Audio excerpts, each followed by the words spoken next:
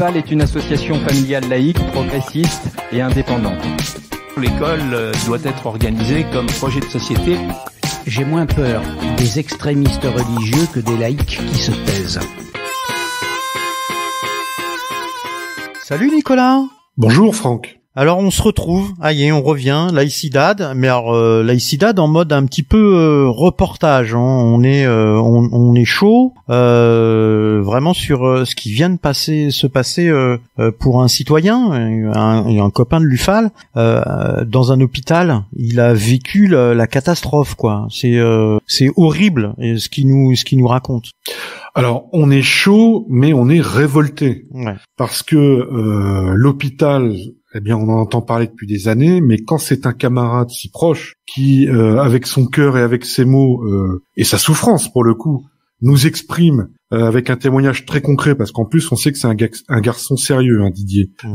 Il nous retranscrit le cauchemar qu'il a vécu dans les urgences de son hôpital à Blois. On ne peut être que révolté, parce que soit on se déprime, on rentre en dépression et on baisse les bras, ou alors on vote pour le président actuel pour continuer. Hein. Parce qu'on aime. Hein. Bon, ou alors on écoute, on en tire des enseignements et on repart, on continue à combattre. Bon. Et puis là, on a invité Olivier Nobile, notre spécialiste santé, pour justement apporter, d'expliquer pourquoi cette situation.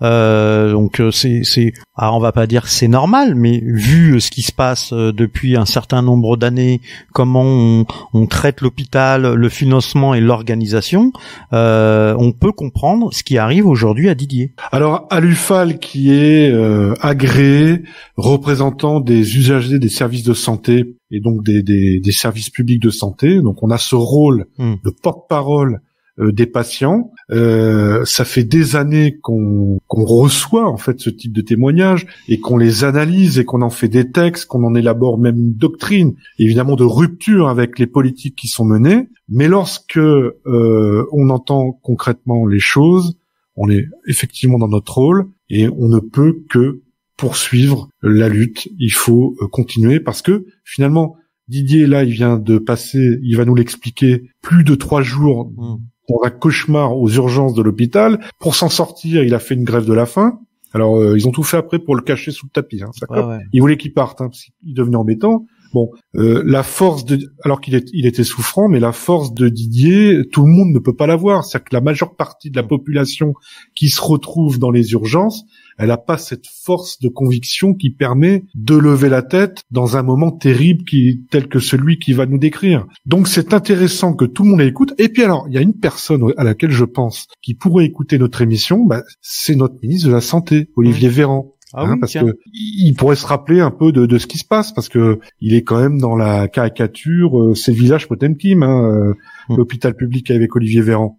C'est-à-dire qu'on met un coup de peinture avant que le président arrive et tout va bien. Bon là, tout va mal, on en a la certitude, c'est un témoignage affligeant. On l'écoute, on te donne la parole, Didier. Voilà, allez, à toi Didier.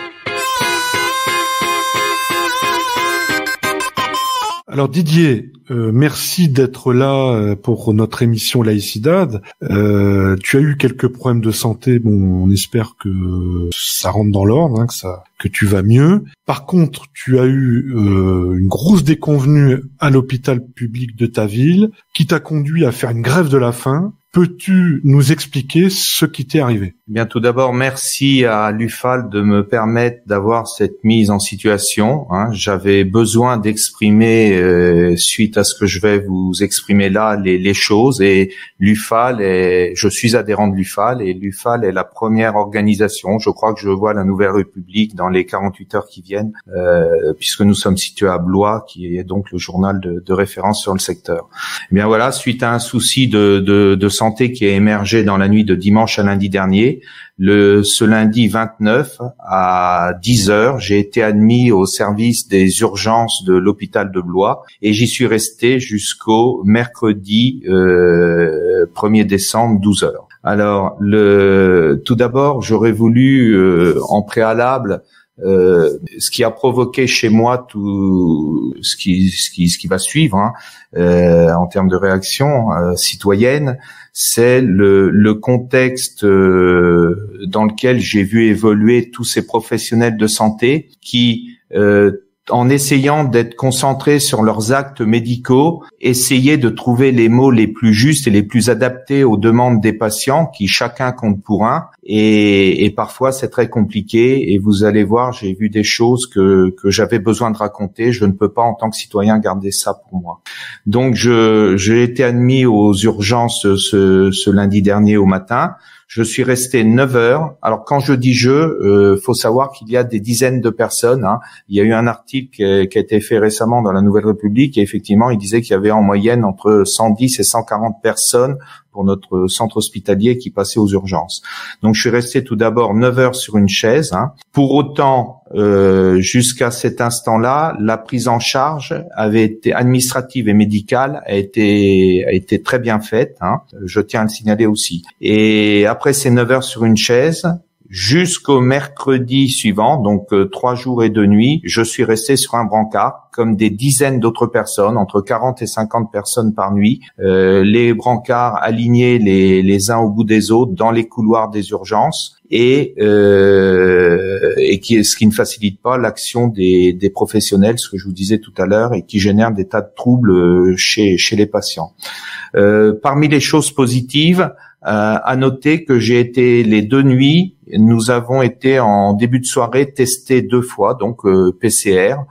Tous les patients pour qui dont leur état permettait d'être testés. Voilà, donc ça je tenais à le signaler parce que là le problème que je vais vous évoquer, moi, d'accueil aux urgences de Blois, n'est pas lié à des présences massives de personnes par rapport à l'épidémie de Covid. On est sur des pathologies qui relèvent de la médecine, de la cardiologie, de la gériatrie, de la gastro, mais pas du tout du Covid, ce qui nous laisse de quoi nous inquiéter pour quand les choses vont s'accélérer de ce côté-là. Donc, ce qui a provoqué ma petite grève de la faim que j'ai fait à partir du mardi matin, c'est que dès que j'ai été calmé par rapport à mes soucis, par des perfusions, je me suis intéressé à ce qui se passait autour de moi. Et j'ai donc demandé, comme il est le droit de chaque usager de l'hôpital public, à rencontrer, alors en faisant les démarches qu'il fallait à demander l'administrateur de permanence dans le cadre de la commission des usagers de l'hôpital. Et moi, ne pouvant pas sortir des urgences, le message qui a été noté par le secrétariat de la commission des usagers, c'est que j'aurais trouvé intéressant que l'administrateur de permanence vienne dans le service constater les choses. Et cette personne n'a pas daigné se déplacer. Donc là, j'ai demandé à m'adresser au cadre supérieur, puisque la cadre du service, elle n'était pas là. J'ai fait passer le même message par les procédures que m'avaient donné les services administratifs de l'hôpital. Et là aussi, la cadre supérieure des urgences n'a pas daigné se déplacer, ou au moins n'est pas venue jusqu'à moi.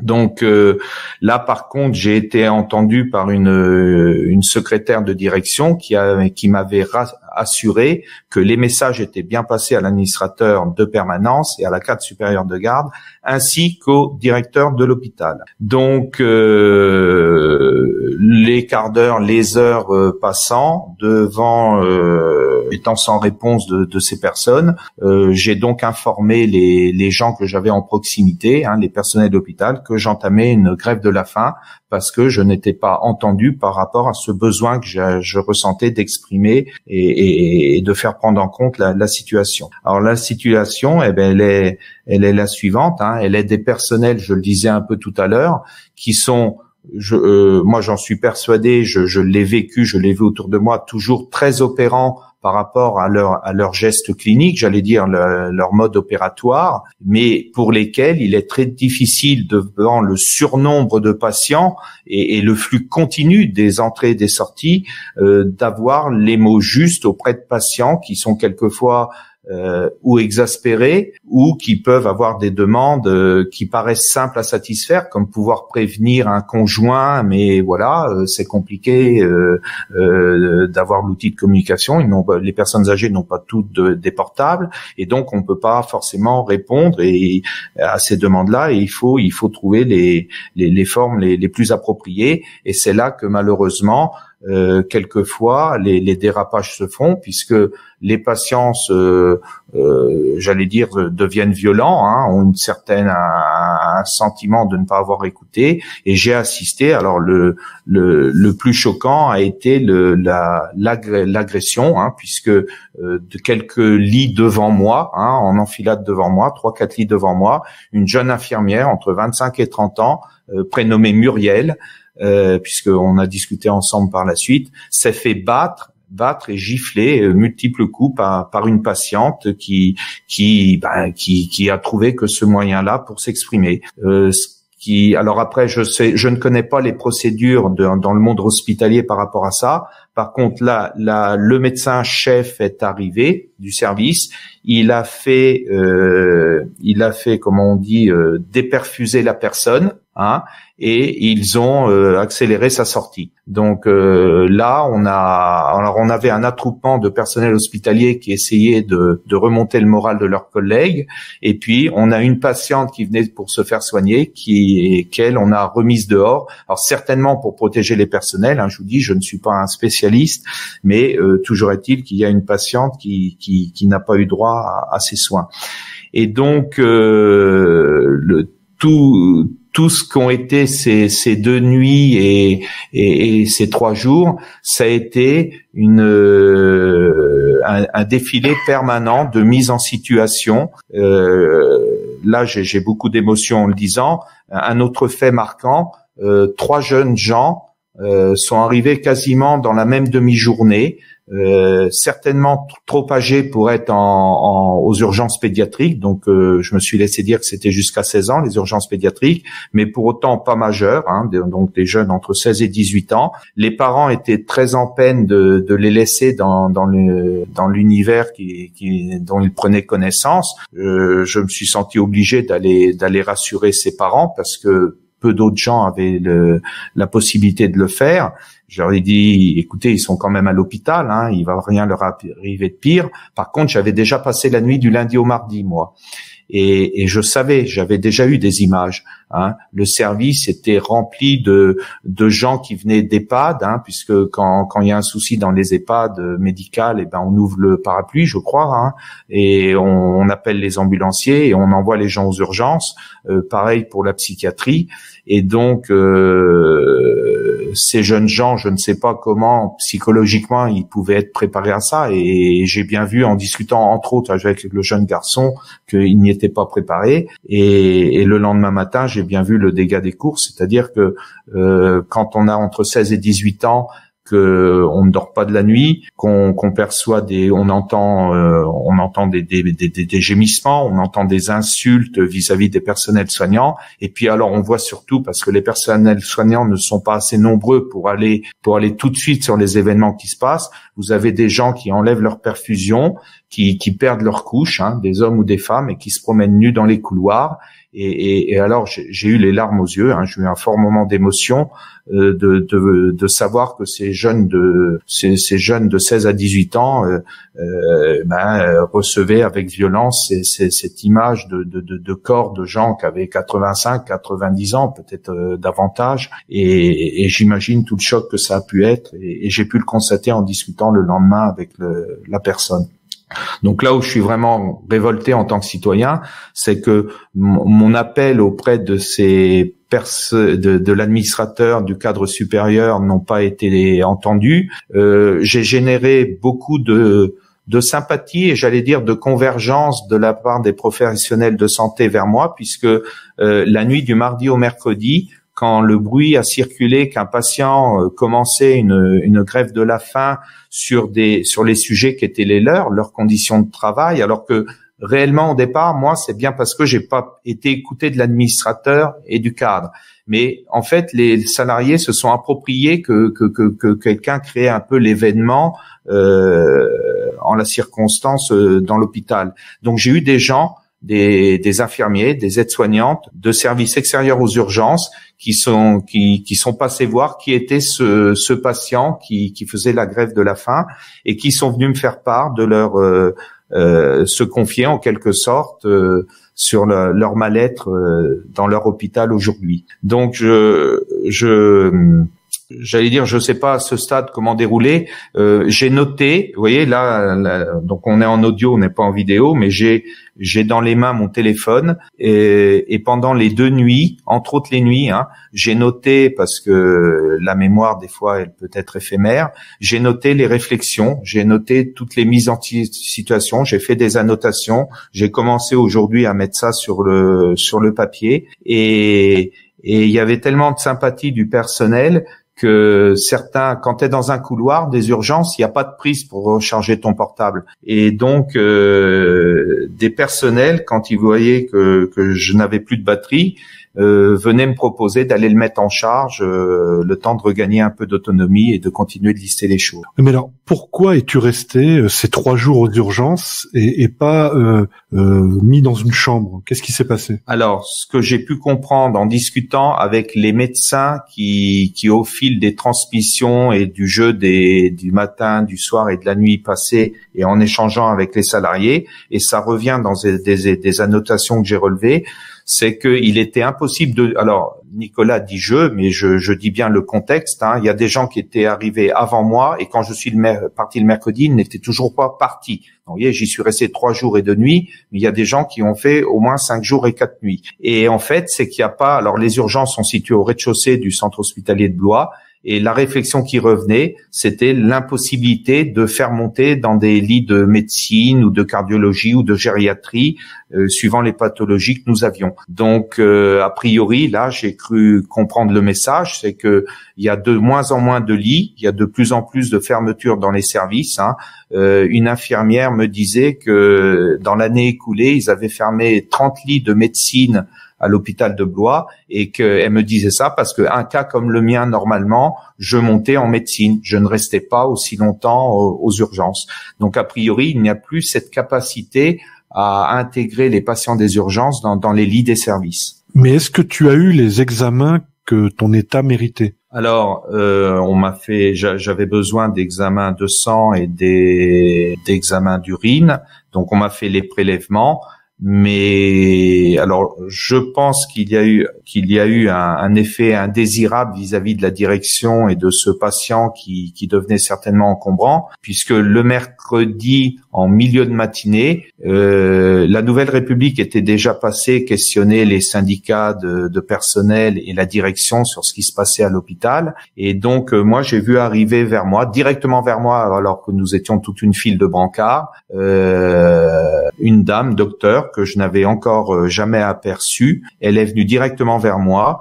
Elle m'a expliqué, elle a pas eu à me convaincre là-dessus, que je serais certainement mieux chez moi qu'à l'hôpital. Et je lui dis oui, mais je dis votre précédent confrère là de nuit qui passait ses consignes à votre confrère de jour me disait que je serais certainement à mon tour peut-être au fil du goutte à goutte hospitalisé dans un des services au plus tard ce mercredi soir ou ce jeudi, et que il me prévoyait une échographie de la prostate, voilà, en l'occurrence, puisque c'était ma pathologie. Et donc je m'étonnais qu'elle me propose de sortir. Donc je lui dis ok, mais puisque je suis dans vos murs, il était 10h30 ce mercredi. Je dis, est-ce qu'il serait pas possible, pendant que je suis dans les murs, d'aller faire au moins cette échographie, puisque j'ai passé mes nuits et mes jours à voir des gens faire des allers-retours au scanner, aux différents examens médicaux et entre autres échographies. Donc je dis, est-ce qu'à mon tour je pourrais pas bénéficier de ça? Et là, elle me sort une ordonnance toute préparée d'avance, comme quoi je pouvais tout de suite sortir de l'hôpital, ce qui a été fait à midi, de sortir des urgences, mais aussitôt aller au service de radiologie en externe pour prendre rendez-vous, et ce qui a été fait, puisque j'aurai ma radio, mon échographie, je l'aurai le 16 décembre prochain à 11h45. Mais voilà, entre-temps, le temps passe et voilà la situation. Donc, en résumé, tu es aux urgences parce que tu te sens pas bien, tu as des douleurs, etc. Tu es pris en charge. On te dit que tu dois être hospitalisé pour un suivi. En fait, tu fais la queue, tu es sur les brancards comme tout le monde. Alors, on te connaît, hein, c'est ton tempérament de prendre les sujets très rapidement par le taureau par les cornes. Hein. Et en fait, au bout d'un moment, tu embêtes l'administration qui a refusé de te recevoir et on t'évacue sans t'avoir vraiment examiné et sans t'avoir soigné. Et on délègue ça à l'extérieur. Hein. C'est bien ça ? Alors, c'est clairement ce que j'ai perçu, c'est que pour l'administration, j'étais mieux à l'extérieur qu'à l'intérieur des murs de l'hôpital. Et aujourd'hui, depuis mercredi que je suis sorti, donc on est vendredi, j'ai passé jeudi et vendredi à aller compléter, parce que j'avais toutes les ordonnances par contre qu'il fallait. J'ai été refaire des tests sanguins. Je suis allé donc prendre rendez-vous pour mon échographie, c'est ce que je vous disais à l'instant, et donc je suis en train de me faire mon parcours de soins, mais en tant extérieur à l'hôpital, alors que à mon avis, si j'avais été hospitalisé dans un service, tout ça aurait été fait à l'intérieur. Et je serais peut-être déjà en relation avec un spécialiste, alors qu'aujourd'hui, j'en suis toujours aux démarches et aux soins initiaux par rapport à ma pathologie. Voilà. Donc je sais pas comment on peut s'y prendre à ce stade de l'interview. J'ai des annotations de réflexions que j'ai entendues pendant ces 3 jours et ces 2 nuits. Je sais pas si c'est des choses qui vous parleraient, qui parleraient aux auditeurs de l'UFAL. Je ne sais pas. Alors, on va écouter notre camarade que nos auditeurs connaissent bien, hein, Olivier Nobile, qui est notre spécialiste des questions santé.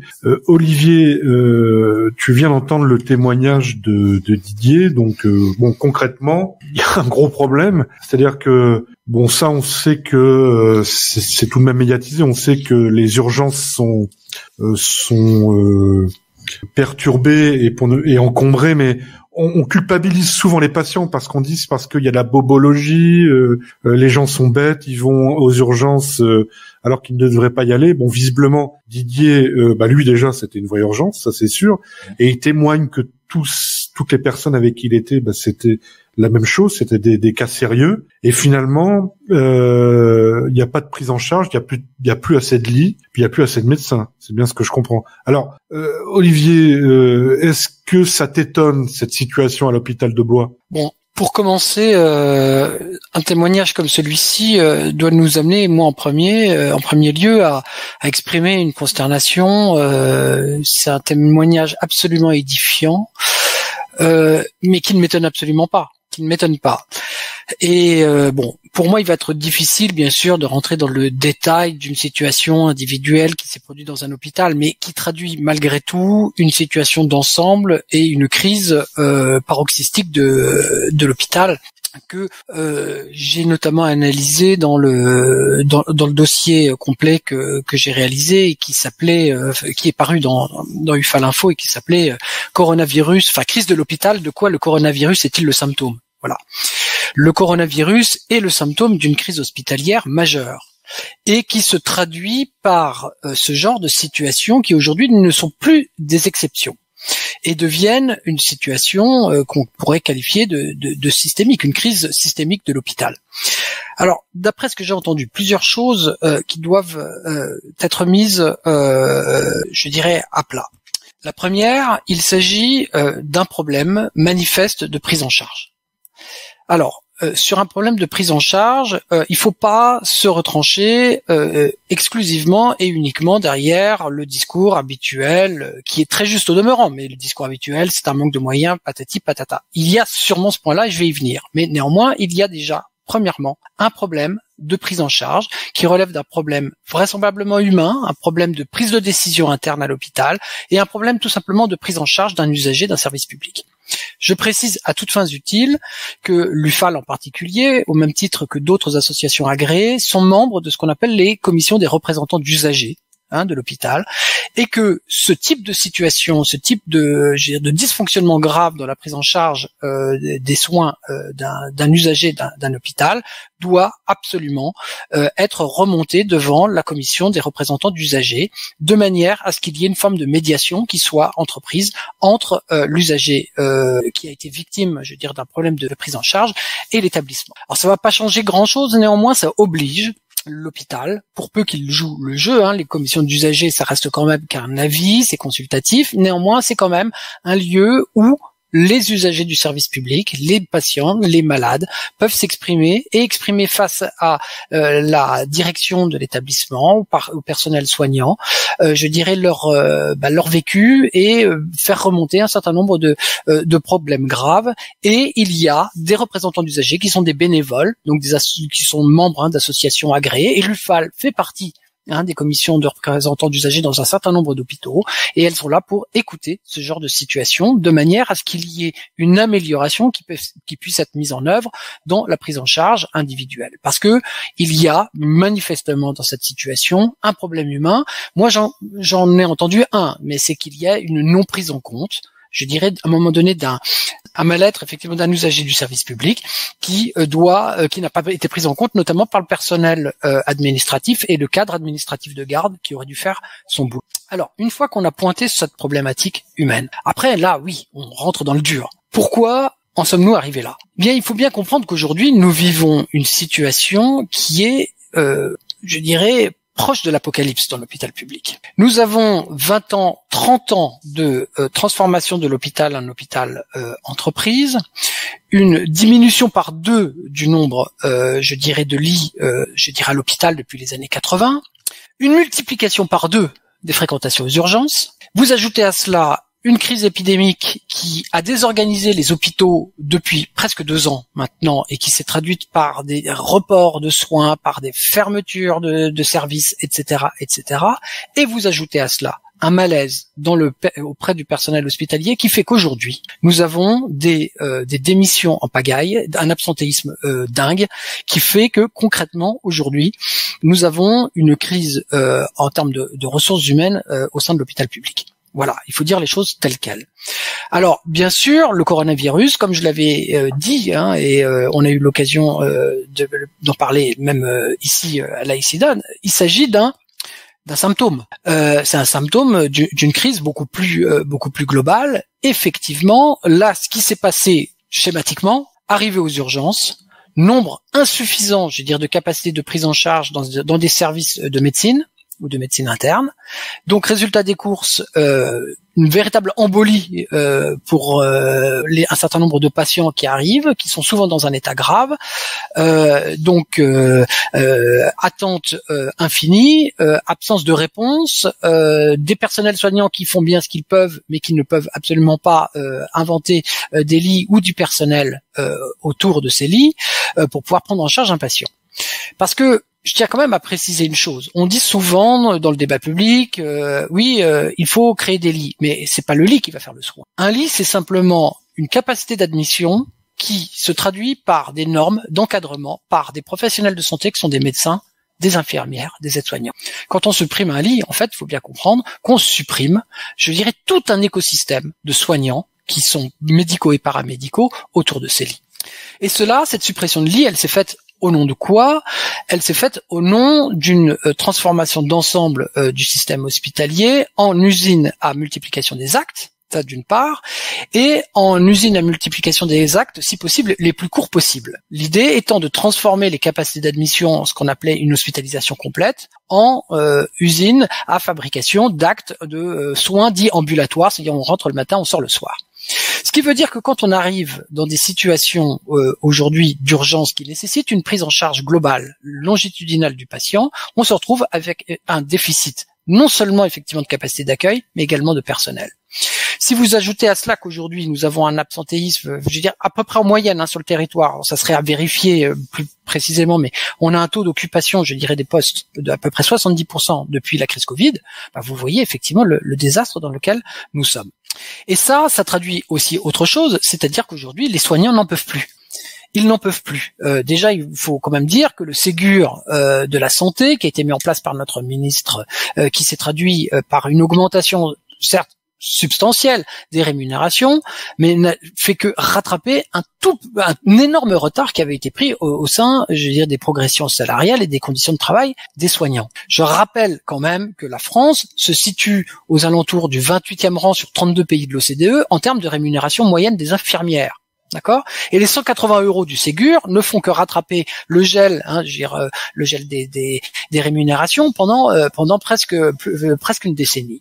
Donc, ce qui veut dire qu'on n'a pas du tout rattrapé le problème. Mais au-delà des problèmes de rémunération, ce sont surtout les conditions de travail et des choses que les soignants ne veulent plus et ne peuvent plus assumer. C'est-à-dire une déshumanisation complète des actes, une robotisation complète des actes qui sont demandés au personnel de soins, et une incapacité, et ça, c'est vraiment le plus grave dans le témoignage Didier, c'est une incapacité à envisager le patient comme un humain, qu'il faut prendre en charge de manière humaine, qu'il faut être capable d'écouter, qu'il faut être capable d'entendre, et à qui il convient d'apporter, ne serait-ce que pour commencer, un certain nombre de réponses quant à la capacité à pouvoir régler son problème. Didier, ça te fait réagir? Oui, donc j'essaie de construire les éléments que je pourrais porter à connaissance de tous ceux qui écoutent l'UFAL. Le mardi soir, donc j'avais commencé ma grève de la faim le mardi dans la journée.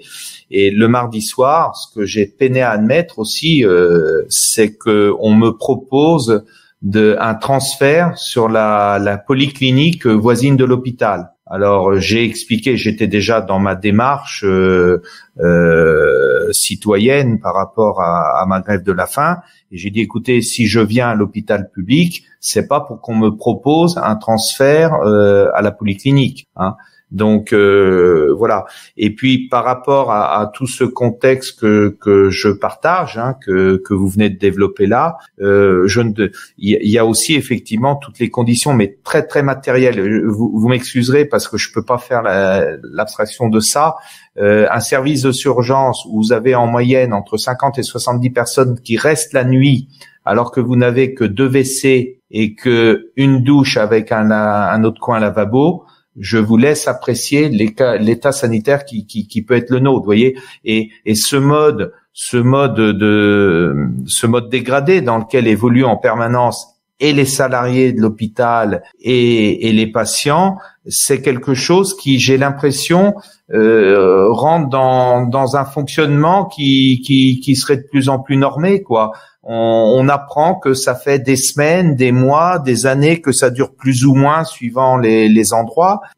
Alors évidemment, en tant que citoyen, je me tiens informé d'un minimum de choses, mais je peux vous assurer que tous ceux à l'heure où nous parlons là, ça va être les transmissions de nuit. Et il y a des choses qui se passent dans la vie citoyenne qui font que les urgences vont connaître leur flux de la nuit. Et je sais que voilà, ça va être ce que j'ai vécu, c'est ce qui va être le sort de tous ceux qui vont abonder là tout à l'heure aux urgences, les questions sanitaires, les questions. Alors heureusement, par contre, je le dis là que je dirais le côté médical d'urgence, la prise en charge de la douleur immédiate, elle est gérée. Elle est gérée, ça c'est heureusement qu'il y a encore cet aspect-là. Mais après, effectivement, la médecine d'urgence, c'est pas la médecine des services. D'ailleurs, on m'a repris un écart de langage, les personnels eux-mêmes, quand j'ai dit le service des urgences, on m'a dit mais les urgences c'est pas un service, monsieur Thévenot. Les urgences, nous sommes les urgences. Les services, c'est ce qui va se passer après votre passage aux urgences. Bon, en l'occurrence, moi, ça se sera arrêté là. Mais voilà quelques réactions par rapport aux commentaires précédents, si ça peut vous aider à percevoir des choses. Et puis alors, ce sentiment où à l'heure où j'entends le bilan qui est dressé, et puis quelques pistes là qui m'a semblé percevoir, pour autant qu'est-ce qui se passe maintenant, quoi, à l'heure où ensemble on est sur l'UFAL là. qu'est-ce qui va se passer pour tous ces gens à Blois, mais j'allais dire ailleurs aussi. J'ai un grand sentiment d'impuissance alors que je sais, je pouvais en avoir une idée avant, mais là je l'ai vécu. Alors nous à l'UFAL on milite, c'est-à-dire qu'on essaye de faire changer les choses. Alors on parle beaucoup en ce moment de grande sécu. Est-ce que le projet dont on parle pourrait résoudre ce problème d'apocalypse dont on est en train de parler?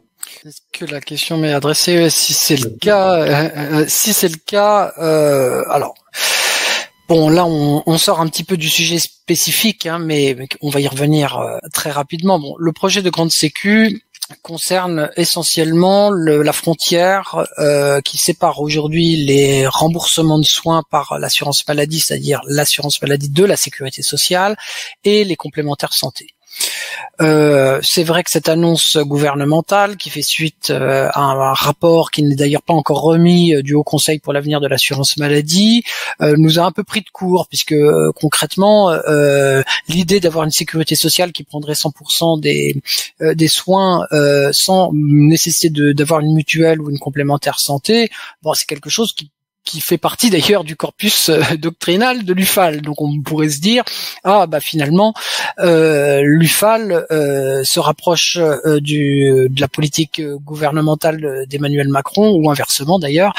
Il faut regarder quand même de près, et il faut quand même pas se leurrer.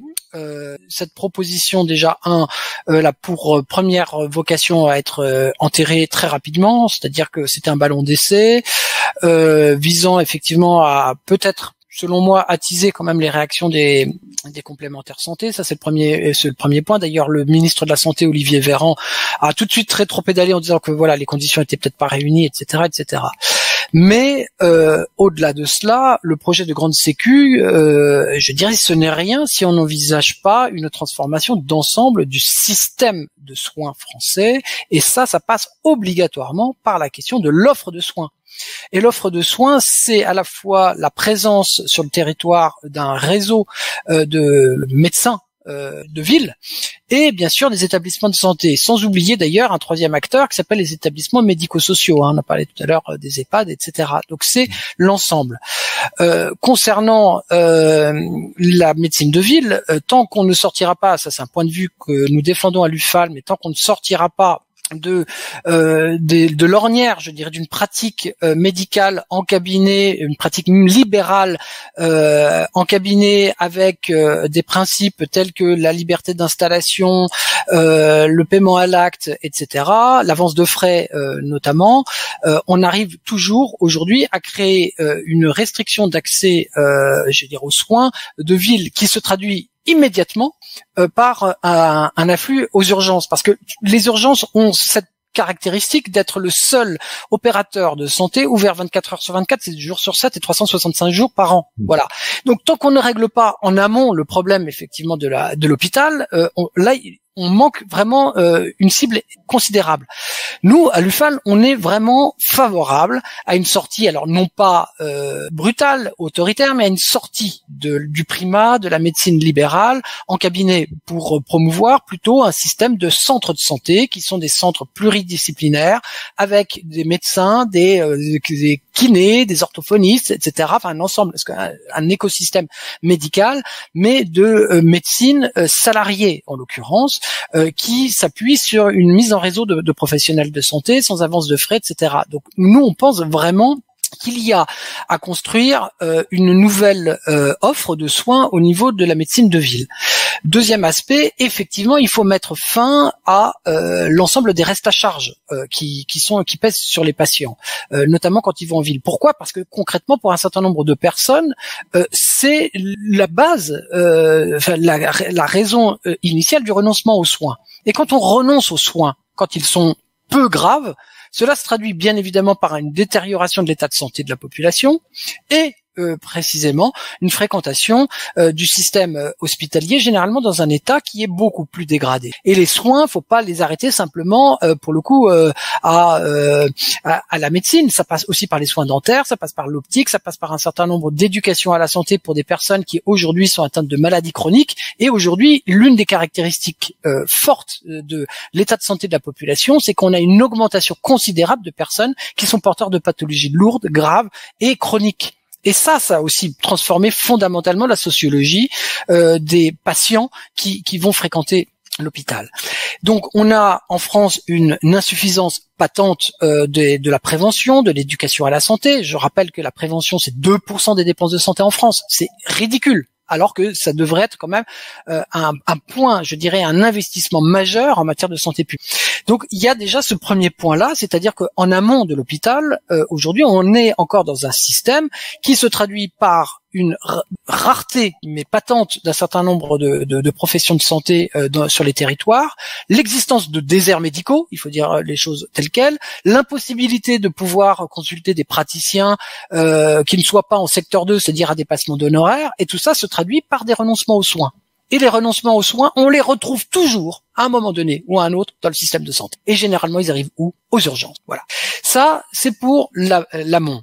Et puis, il y a l'hôpital. L'hôpital, ça fait depuis les années 2000 qu'il est complètement aujourd'hui enserré dans une double logique. La première, c'est de remboursement de la dette colossale qui a été contractée par l'hôpital public. Sous le coup d'une incitation très très forte à des investissements extrêmement douteux, financés par des établissements bancaires qui, pour certains d'ailleurs, ont connu la crise de 2008, etc., etc. Donc on a des hôpitaux hyper endettés, avec une obligation pour ces hôpitaux de multiplier les actes pour faire quoi? Pour rembourser la dette. Et tant que l'hôpital, je dirais, aujourd'hui reste en grande partie orienté vers simplement le remboursement de la dette, il ne va pas se consacrer aux soins. C'est aussi simple que cela. Ça, c'est une chose qui est évidente, c'est-à-dire que le financement de l'investissement hospitalier est essentiel. Et bien sûr, dans ce contexte-là, il y a eu bien évidemment une mesure très importante de financement des hôpitaux qui aujourd'hui, dont on se rend compte que ça a été un désastre absolu, c'est la tarification à l'activité.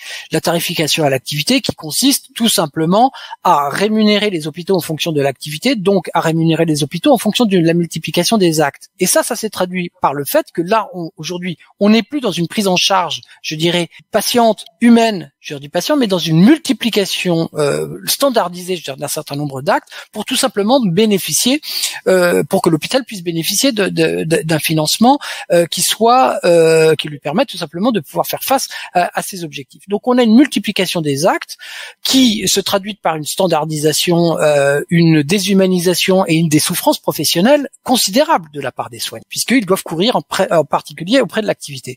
Autre aspect de cette multiplication des actes, de l'application de cette tarification à l'activité, ça a été évoqué un petit peu par dans le témoin Didier, mais c'est que le contrôle de gestion a pris le pouvoir à l'hôpital. C'est-à-dire que en France, on a un déficit de soignants à l'hôpital. Par contre, nous avons un taux d'encadrement administratif qui est plutôt dans la moyenne haute européenne.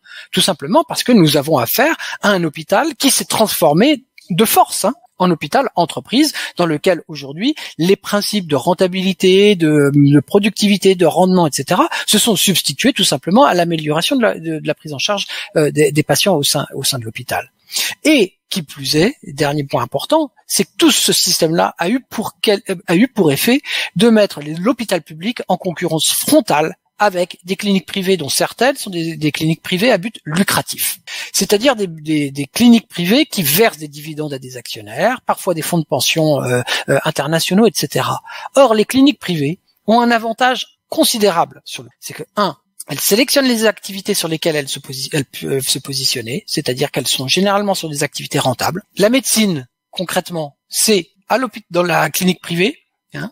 La médecine, en tout cas, est à l'hôpital, certes, mais au sein de la médecine, les segments les plus rentables, c'est dans la clinique privée. Par contre, tous les actes lourds, c'est bien sûr à l'hôpital. Par contre, la chirurgie, à l'inverse, ça sera surtout la clinique privée.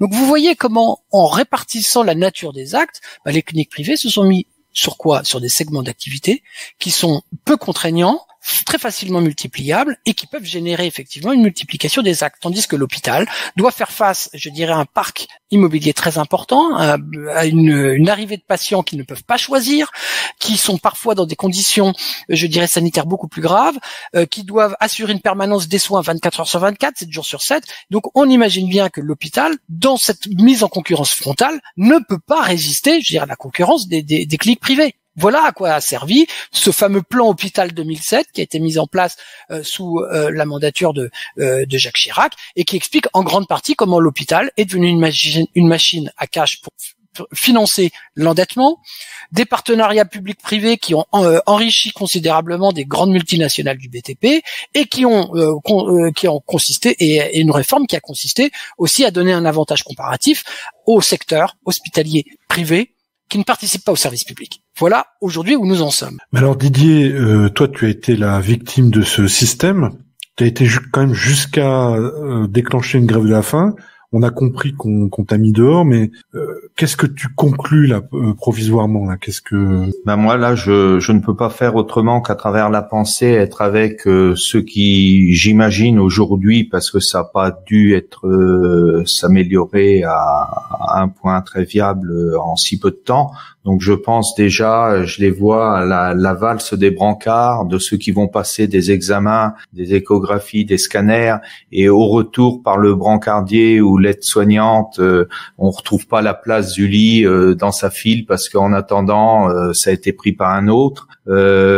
J'entends les personnels s'interroger sur sur leurs conditions, hein, voilà, mais des choses très pratiques. Est-ce que cette nuit je vais faire les 20 000 pas que je fais d'habitude la nuit, puisque effectivement aujourd'hui on a des outils qui nous permettent de mesurer ça.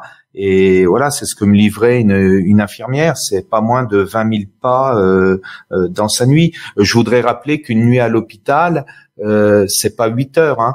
Ils prennent leur service, c'est 21 heures, 7 heures, c'est 10 heures. Hein. Et il y a pas longtemps, une nous rappelait le changement d'horaire.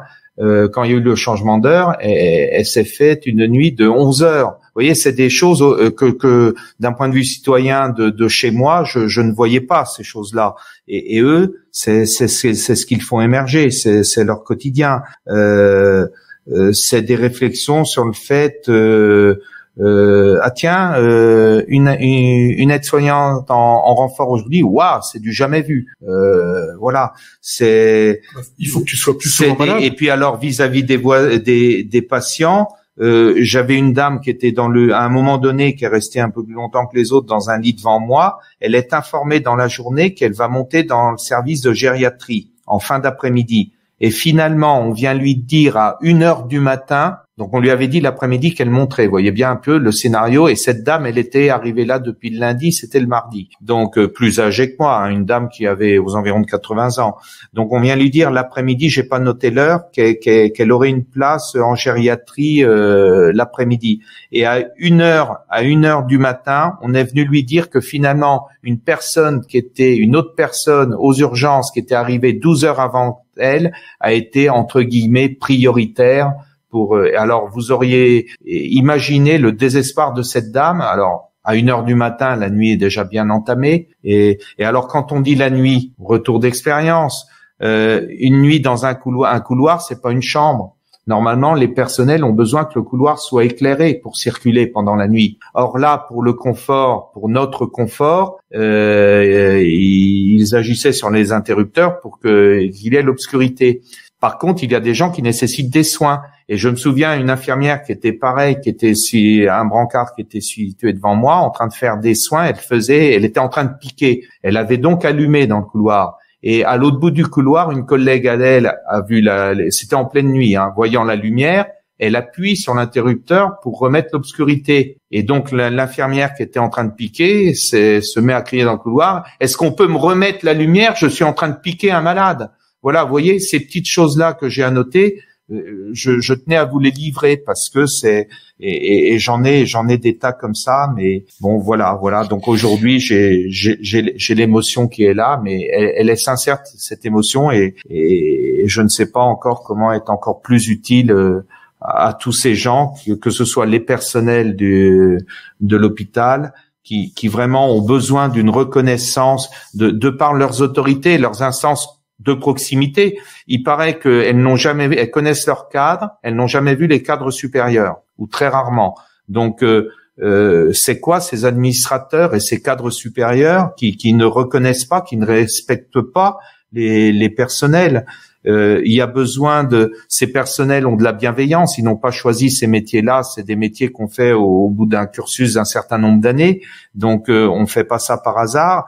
Donc il y a de la bienveillance, il y a des bienfaits médicaux qu'ils dispensent au quotidien, et puis il y a cet échec là ce qui est le plus fort pour moi, parce que c'est là qu'après la violence des patients s'exprime, c'est d'avoir en permanence le bon mot et la bonne formule aux sollicitations des patients, qui sont légitimes aussi, mais c'est de voir la violence à minima à travers des mots, et voire même quand ça passe au geste. On a vu effectivement les services de sécurité de l'hôpital intervenir pour des troubles, pour gérer des troubles. Mais enfin, c'est aberrant qu'on voit ça dans une salle de concert, pourquoi pas?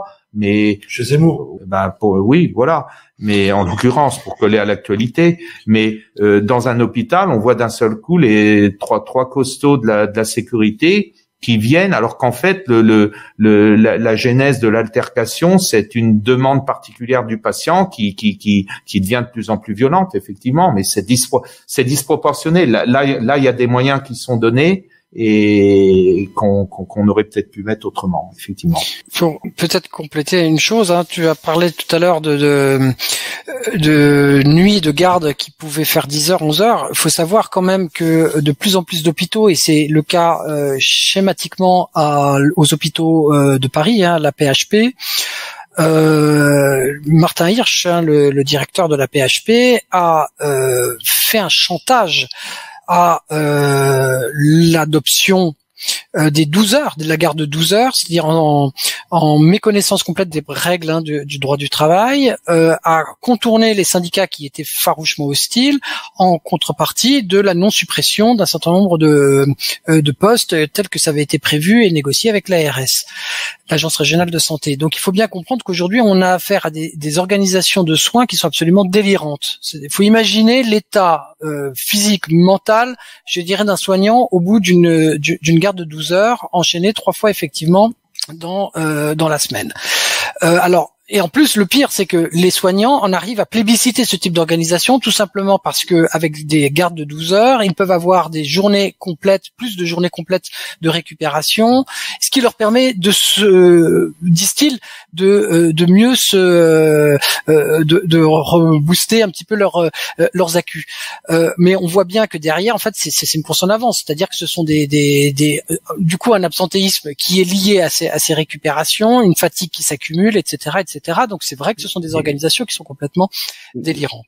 Je voudrais rebondir sur ces propos. Alors, je ne suis qu'un usager, hein. Je peux pas parler en lieu et place de syndicalistes, par exemple. Mais effectivement, j'ai entendu parler des hôpitaux de Paris. On est à Blois. Et pendant ces 3 jours et 2 nuits, j'ai entendu parler de cette histoire parce que la direction est en train de leur proposer les 12 heures. Alors, effectivement, j'ai l'impression que une majorité des personnels seraient tentés d'être intéressés, mais pour compléter l'intervention, ils se posaient la question de comme ils sont en sous-effectif, ou alors que les effectifs patients, eux, par contre, sont en surnombre. Il y a ce qu'on appelle quelquefois le rappel. Et donc, leur question, c'était, mais qu'est-ce qui va se passer quand on aura fait nos 2 fois 12 heures si on est rappelé une 3e fois 12 heures? Alors, je suis pas un spécialiste, mais à mon avis, s'ils sont rappelés, c'est pas pour faire 2 heures, c'est pour en refaire une énième fois 12. Et donc, cette connaissance d'information qu'a l'UFAL là, je sais pas comment l'UFAL peut le faire partager, mais il y a sûrement des acteurs locaux qui demanderaient à être outillés pour éclairer les agents là-dessus. Ça fait partie effectivement des liens qu'il faut établir, avec les syndicats de soignants. Ce sont des situations en tout cas qui doivent être portées à la connaissance du public. Et quand on arrive à avoir des personnels qui plébiscitent des organisations du travail délirantes, c'est qu'il vraiment il y a un énorme problème. Alors, il y avait quand même une autre chose quand même que je voulais dire, c'est que l'idée, c'est pas non plus de tomber dans une caricature qui consisterait à dire les soignants sont des héros, sont valeureux, et le personnel administratif sont tous des lâches et des incompétents. Bon, c'est pas la réalité partout. Par contre, comme partout, et y compris peut-être dans la situation que tu as traversée, tu es peut-être aussi tombé sur un cadre administratif, un cadre supérieur qui tout simplement n'a pas fait le boulot qu'on est censé attendre aussi de ce type de personnes qui doivent être en mesure de pouvoir apporter leur soutien à leur collectif de travail. Et ça, par contre, c'est pas une question de moyens, c'est ni une question, je dirais forcément d'organisation, mais c'est tout simplement une question d'éthique personnelle et professionnelle. Et ce type de dysfonctionnement, il a le droit de considérer que il a à être signalé, parce que c'est pas comme ça qu'on règle la souffrance et la détresse d'un usager. Et parmi le personnel administratif, ils sont également complètement sur le grill et complètement pressurisés. Les hôpitaux et les cadres sup courent après les projets en permanence pour obtenir des financements en permanence. Ils sont également, je dirais, on leur fout une pression démentielle. Et il faut quand même avoir conscience que c'est l'organisation de l'hôpital qui explique en grande partie, voilà, cette dichotomie entre d'un côté un personnel administratif et un personnel soignant, mais tous sont dans la même galère. Objectivement, tous sont dans la même galère. Et c'est vrai que l'objectif, et là maintenant, il va vraiment falloir qu'il y ait une prise de conscience citoyenne et une mobilisation citoyenne pour justement considérer que la question de l'hôpital est une question plus que centrale. Ça devrait être pour moi la question numéro 1, numéro 2 et numéro 3 des priorités de la campagne présidentielle. Concrètement, je veux dire, ça fait 24 mois qu'on traverse une crise sanitaire. On a connu, je dirais, des situations comme on n'en a jamais connues dans notre histoire récente, et on en arrive encore à regarder ailleurs, alors que concrètement, on a la cheville vraiment ouvrière, je dirais, de l'offre de soins, de la santé de la population qui est dans un danger absolu. Et concrètement, aujourd'hui, le système médiatique et le système politique se focalisent sur des sujets beaucoup plus secondaire à mes yeux, pour pas dire beaucoup plus obscène. Concrètement, voilà, l'hôpital, ça doit être vraiment la préoccupation politique majeure. Et je suis vraiment triste de dire que malheureusement, si on veut faire bouger les choses, ça ne peut passer précisément que par une médiatisation de ce type d'action, par une prise de conscience citoyenne, et j'espère vraiment que on arrivera à trouver quand même une issue politique, voilà, avant qu'on soit obligé d'en trouver une, parce qu'il y aura eu des drames, et des drames qui ébranleront l'intégralité de notre système. Le coronavirus pourrait être l'accélérateur extraordinaire, aurait dû être l'accélérateur. On se souvient tous du discours d'Emmanuel Macron, nous reviendrons le jour d'après, le monde d'après, etc. Et aujourd'hui, hormis un Ségur de la santé qui n'a absolument pas réglé les questions des conditions de travail, je dirais nous en sommes pratiquement arrivés au point de départ.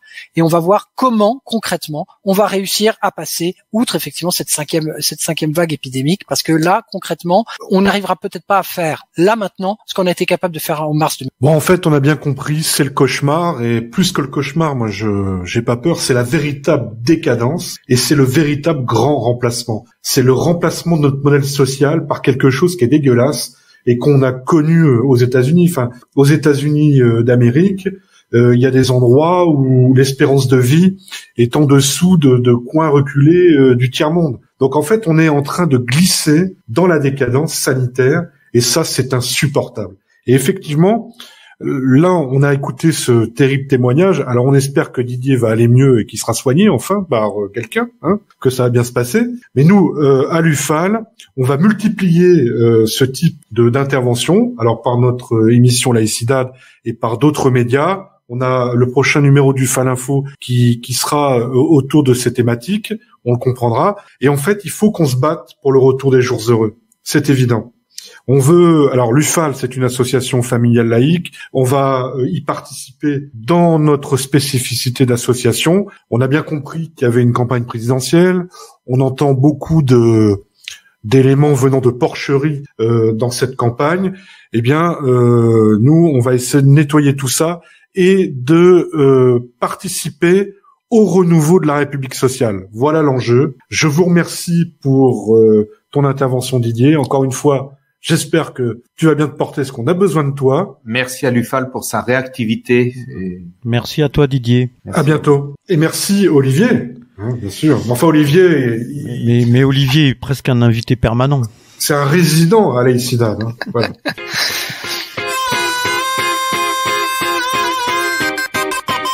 C'était poignant quand même, hein. C'est plein d'émotions là, Didier. Hein. Je suis sûr qu'on doit avoir des auditrices et des auditeurs là de Laïcidad qui ont peut-être connu les mêmes situations. Alors. D'ailleurs, si certaines personnes veulent nous communiquer leur expérience ou veulent s'exprimer, on leur ouvre nos micros. Ou d'autres situations que vous vivez sur l'hôpital, hein, puisque on est agréé, n'est-ce pas? Oui, on est bien agréé santé, c'est-à-dire que l'UFAL est habilité à représenter les usagers des services de santé et notamment des services publics de santé.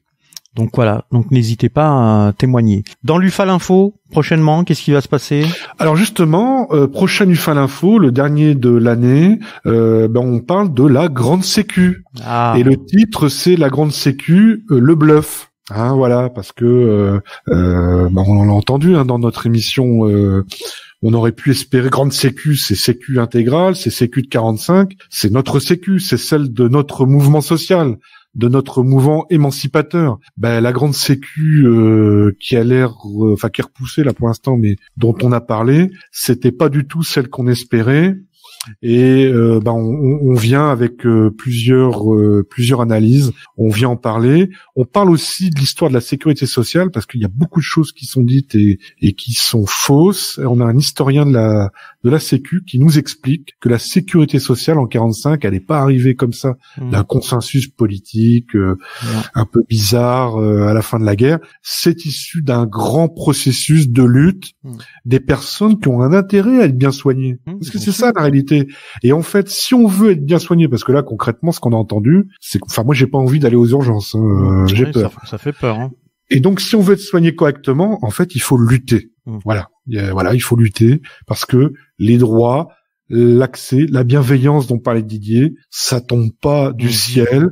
C'est fini, les choses qui tombent du ciel, ça vient de nous, ça vient de nos actions, de nos têtes et de nos cœurs. Ah, moi, je croyais qu'avec de la poudre de perlimpinpin, on arrivait à faire des choses, non? Ça marche pas comme ça. Dieu est mort, a dit le philosophe. Bon, moi, je suis dans cette lignée philosophique. C'est-à-dire qu'en fait, je crois pas aux arrière-mondes, je crois au monde d'aujourd'hui. Et à un moment, il faut récupérer les richesses qui sont produites et les remettre au service de tous les humains, en majorité, qui sont là et qui en reçoivent le moins parce que ce qu'on a vécu là dans l'hôpital, mais finalement on le connaît aussi dans l'école, parce que moi j'ai entendu là pas loin de chez moi, il y a des parents qui se sont cotisés pour embaucher un prof dans l'école publique. Donc on arrive à des situations folles.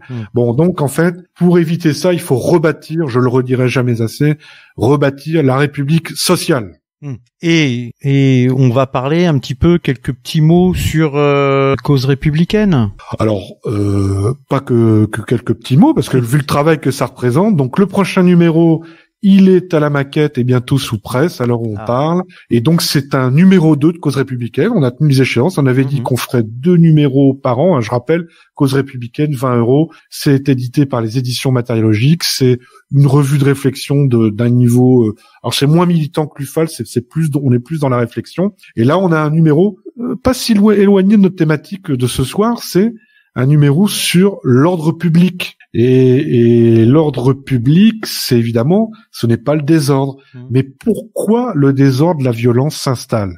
Parce qu'en fait, il n'y a plus d'ordre, il n'y a plus de justice, il n'y a plus de social, il n'y a plus que des inégalités, et c'est ça qui crée le désordre. Voilà.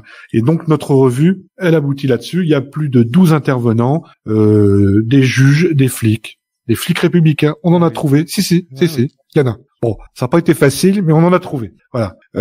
Et donc il y a des camarades qui explorent cette thématique de l'ordre public. C'est très intéressant. On espère que tous nos auditeurs vont s'abonner à UFAL Info et commander Cause républicaine.